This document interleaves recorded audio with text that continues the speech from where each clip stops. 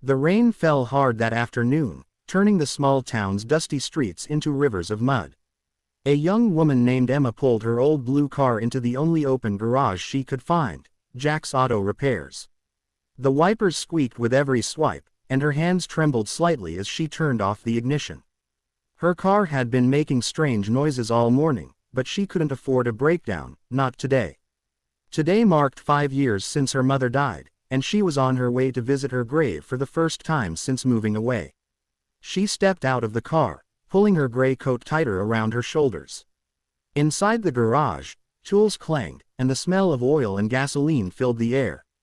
Behind the counter stood a tall man in his late 30s, with grease-stained hands and a tired look in his eyes. "Need some help, miss?" he asked, wiping his hands on a rag. Emma nodded. "Yeah, my car's been making this rattling sound. It's getting worse." The man walked toward her car, but as he got closer, he froze. His eyes widened. The color drained from his face. For a long moment, he just stared at her. You look like my dead wife," he whispered, almost too softly for her to hear. Emma blinked, unsure how to respond. I'm sorry." He shook his head, stepping back as if he'd seen a ghost. "No, it's not possible. She's gone. She died 3 years ago." Emma frowned, feeling a strange chill creep up her spine. "I'm sorry for your loss," she said carefully. "Maybe I just remind you of her." But the man, Jack, didn't look convinced. His eyes kept darting between her face and something invisible only he could see. He finally forced a smile. "I'm sorry, miss. You just caught me off guard. Let's take a look at your car, all right?" Emma nodded, trying to shake off the unease. She watched as he opened the hood and began checking the engine. His hands were steady now, but she could still sense something heavy in the air. After a few minutes, he said, "You've got a loose timing belt and maybe a leaking gasket. It'll take an hour or two to fix." "That's fine," Emma said. "I can wait." Jack gestured toward the small waiting area, a worn-out couch, a coffee machine, and an old photo frame on the counter. Emma poured herself a cup of coffee, but her eyes kept going back to that photo. It showed Jack with a woman and a little girl, maybe 5 or 6 years old. The woman had soft brown hair, kind eyes, and looked exactly like her. Her heart skipped a beat. When Jack walked back inside to grab a wrench, she couldn't help but ask, "Is that your wife?" He paused. His eyes softened. "Yeah, her name was Lily, and that's our daughter, Mia. She's living with my sister now." Emma hesitated. She really looks like me." Jack sighed, sitting down across from her. "You're not the first to say that. People used to tell Lily she had one of those faces that made you feel like you knew her already." He smiled faintly, then his voice cracked. "She died in a car crash. Right outside town. I tried to save her, but," he looked down at his hands, still stained with grease. "I couldn't." Emma didn't know what to say. Something in her chest ached for this man, a stranger, whose eyes were filled with years of quiet grief. After a while, she spoke softly. "I lost my mom in a car crash too." Jack looked up, surprised. "You did?" She nodded. 5 years ago today, I was supposed to be with her, but I stayed home because I had an exam. I've never forgiven myself." For the first time, Jack smiled, a sad, understanding smile. "You shouldn't blame yourself. Some things, they just happen, and no one can stop them." A heavy silence followed. Rain pattered softly on the roof. Then Jack stood up. "Come on, I'll show you something." He led her to the back of the garage, where a dusty, old motorcycle stood covered with a tarp. "This was Lily's," he said, pulling it off. "She loved riding it, said it made her feel free. I haven't touched it since she died." Emma traced her fingers over the bike's handlebar, her reflection faintly visible in the chrome. "It's beautiful. She wore this whenever she rode," Jack said, opening a small drawer and pulling out a silver necklace, simple, but elegant, with a heart-shaped pendant. "It was the last thing I found after the crash." Emma froze. Her breath caught in her throat. Because hanging around her own neck was the exact same necklace. Her hands began to tremble as she reached up and held it out. "Jack," she whispered, "where did you say you found that?" He frowned. "By the road. The police said it flew off when the car flipped." "Why?" Emma's voice shook. Because this necklace belonged to my mom. She said it was one of a kind. Jack's face went pale. That's impossible. But when she turned the pendant over, both of them saw it, the tiny engraving on the back that read, "To Lily, with love, J." Jack stumbled back, his breath catching. That's my writing. That's my wife's necklace. Emma's eyes filled with tears. But my mom's name wasn't Lily. It was Grace. For a long moment, neither of them spoke. The air felt electric, like something too big for the room was pressing down on them. Finally, Jack whispered, "Who was your father, Emma?" She hesitated. "I never knew him. My mom said he left before I was born." Jack's eyes filled with disbelief and fear. Because deep down, he already knew what the truth might be. And if it was, it meant Emma wasn't a stranger at all. She was family. The garage was silent except for the rain hammering against the tin roof.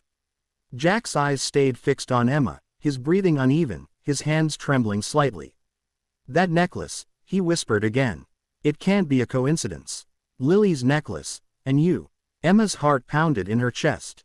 She felt dizzy, like the ground beneath her was no longer real. "My mom said my dad was someone she met in this town years ago," she said shakily. "But she never told me his name. Every time I asked, she just said it didn't matter anymore."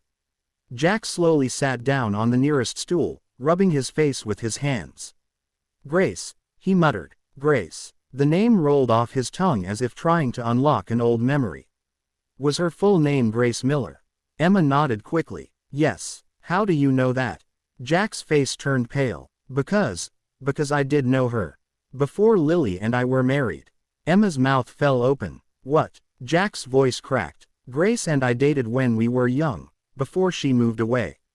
We were inseparable, but then we had this huge fight, and she left. A year later, I met Lily. She looked so much like Grace it was uncanny.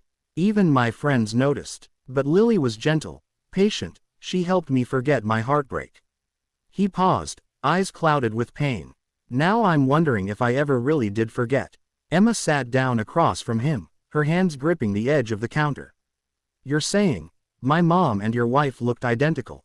Jack nodded slowly. "Yes. And now you show up, wearing her necklace, looking exactly like Lily." He swallowed hard. "Emma, this isn't just chance. There's something we're missing." He stood up suddenly and walked to an old cabinet in the corner. From inside, he pulled out a worn photo album. Dust rose as he opened it. He flipped through the pages until he found a faded photo, a young woman with soft brown hair and warm eyes, smiling at the camera. "This was Grace," he said, handing it to Emma. Emma's eyes filled with tears. "That's her," she whispered.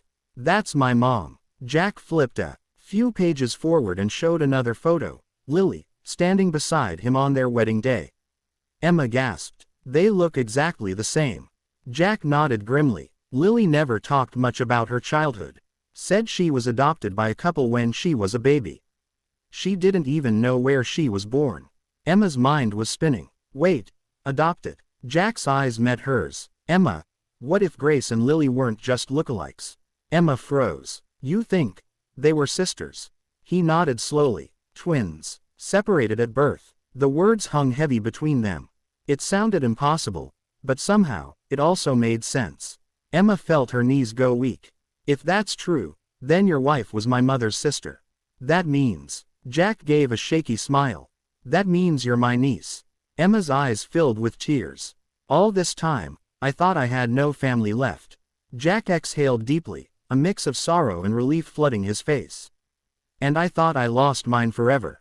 They sat in silence for a while, both trying to absorb the truth. The storm outside began to fade into a soft drizzle. Then Emma asked quietly, "What about your daughter, Mia?" Jack smiled faintly. "She's 8 now. She lives with my sister because after Lily's accident, I wasn't myself. I thought I'd never recover. But now, maybe it's time I brought her home. She deserves to know her family too." Emma nodded, tears rolling down her cheeks. "I'd love to meet her." Jack stood up and looked around the garage, his voice breaking. "You know, for years I kept this place because I couldn't let go of Lily. Every time I fixed an engine or rebuilt a car, I pretended I was fixing what broke the day she died. But seeing you, he paused. It's like life gave me a second chance. Emma reached out and took his hand gently. Maybe it's time to stop fixing the past, and start living again. He smiled weakly. You sound just like her. She smiled back through her tears. Maybe a little of her lives on in me. A week later, Emma returned to the garage, this time with a smile. The sun was shining, and for the first time in years, she felt peace. Jack walked out from the office, wiping his hands. Hey, look who's here. Beside him stood a small girl with bright eyes and curly hair. Emma, Jack said softly, this is Mia. Emma knelt down and smiled warmly. Hi, Mia, I'm your Aunt Emma. Mia's eyes widened. Aunt. She looked up at her father. Daddy, I thought I didn't have any aunts. Jack chuckled, his voice thick with emotion. You do now. Mia grinned and hugged Emma tightly. You look like my mommy, she said innocently. Emma's throat tightened. She hugged the little girl back, whispering, and I bet your mommy would be so proud of you. As the three of them stood there, the sun streaming through the open garage door, it felt like something broken had finally been mended. Jack looked up at the sky, whispering softly, thank you, Lily. Emma followed his gaze. She couldn't see anything but blue sky, yet she felt it, a quiet presence, a warmth that told her they were being watched over. Sometimes life takes people away too soon. But sometimes, in the most unexpected ways, it brings them back, not as ghosts, but as reminders that love never really dies.